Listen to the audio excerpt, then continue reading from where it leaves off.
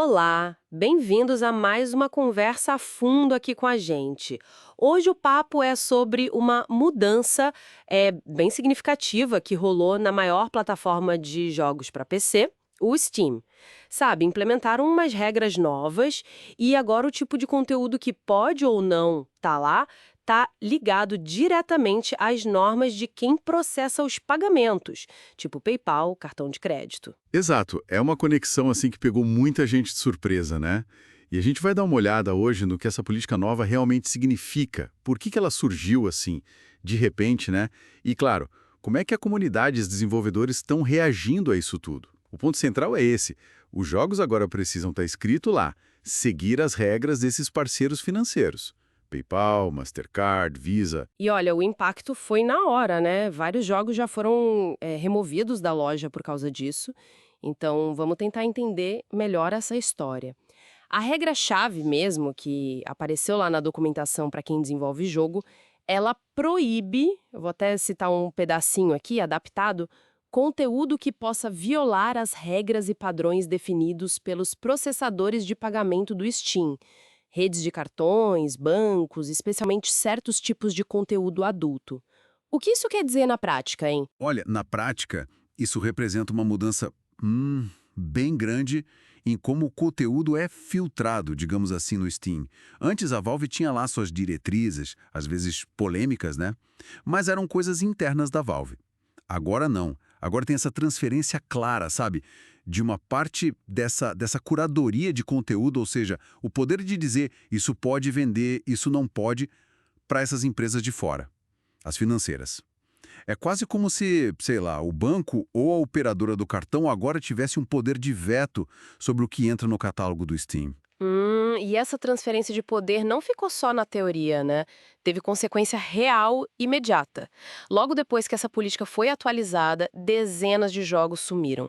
E pelo que o pessoal está comentando online, muitos desses jogos tinham conteúdo adulto considerado mais controverso, né? Incluindo temas como incesto, que, bom, claramente batem de frente com as restrições de muitos desses processadores de pagamento. Pois é, e como era de se esperar, né, isso gerou uma onda de crítica, de descontentamento, principalmente entre os jogadores e alguns desenvolvedores também. Aqueles que gostavam mais daquela política historicamente mais aberta do Steam, sabe? A crítica principal é essa percepção de que, tipo assim, as empresas que lidam com o dinheiro estão virando uma espécie de polícia da moralidade. Elas que estão definindo o que é aceitável ou não para ser publicado ali. Essa ideia de moralidade ditada por bancos parece que foi o ponto que mais pegou. Eu vi muita gente falando sobre o precedente que isso abre, né? Tipo, hoje são esses jogos adultos com temas específicos. Mas e amanhã? E se um processador de pagamento grande resolve que, sei lá, não gosta mais de violência muito explícita em jogo? O que impede que isso afete até os jogos gigantes, os blockbusters? Essa incerteza parece que está incomodando muito. Exato. Exatamente. E essa incerteza fica ainda maior por causa da própria regra, que é meio vaga. Falar em regras e padrões estabelecidos pelos processadores. Que padrões são esses exatamente? São os mesmos para Visa, para Master, para o PayPal? Isso muda de país para país? Porque os métodos de pagamento mudam, né? Então o desenvolvedor fica meio perdido, ele não sabe direito qual é o limite. Isso pode levar o cara a se autocensurar para não ter problema, ou então ele lança e corre o risco do jogo ser tirado do ar depois. Cria um clima de insegurança, né? Tanto jurídica quanto comercial. E com toda essa repercussão negativa, a Valve, que é quem opera o Steam, teve que vir a público se explicar, né? Qual foi a versão oficial deles para essa mudança tão impactante? A Valve basicamente confirmou que a mudança veio por causa de alertas que eles receberam desses parceiros financeiros. Eles teriam sido informados, sabe, que alguns jogos específicos que estavam lá na loja poderiam violar as regras desses parceiros, e isso colocaria em risco a relação comercial deles, do Steam, com essas empresas. Ah, entendi. Então a justificativa é mais pragmática, tipo, uma medida para proteger a loja como um todo. Não foi uma decisão da Valve sobre o conteúdo em si, tipo, não gostamos disso. Pela explicação oficial deles, sim. É isso aí. A lógica que eles apresentaram é que, se eles perdessem um processador de pagamento importante, um PayPal da vida, uma bandeira de cartão, isso não ia afetar só os jogos que o processador considera problemáticos. Ia afetar a capacidade de todo mundo comprar qualquer jogo na plataforma usando aquele método de pagamento.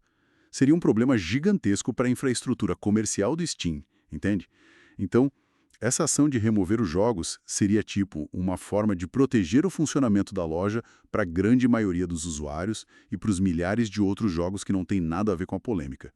É meio que uma escolha de preservar o todo, sabe? Entendi. Faz sentido, do ponto de vista deles.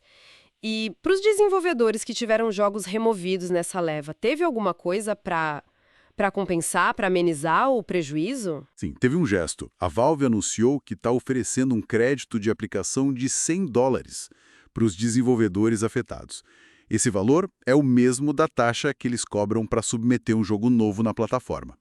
É um gesto, claro, não chega nem perto de cobrir custo de desenvolvimento nem nada, mas pelo menos facilita se esses criadores quiserem tentar publicar outros jogos lá no futuro.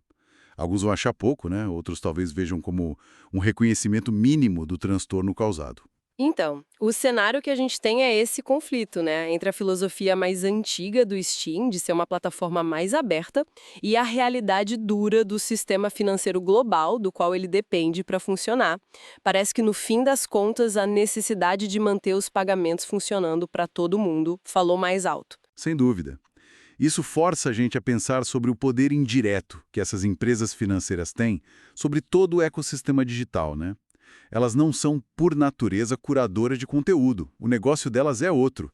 Mas as políticas internas delas, que muitas vezes a gente nem conhece direito, acabam sim moldando o que a gente consome, seja em jogo, filme, música.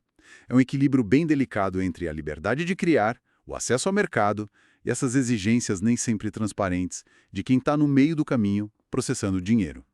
Pois é, fica então essa reflexão pra gente.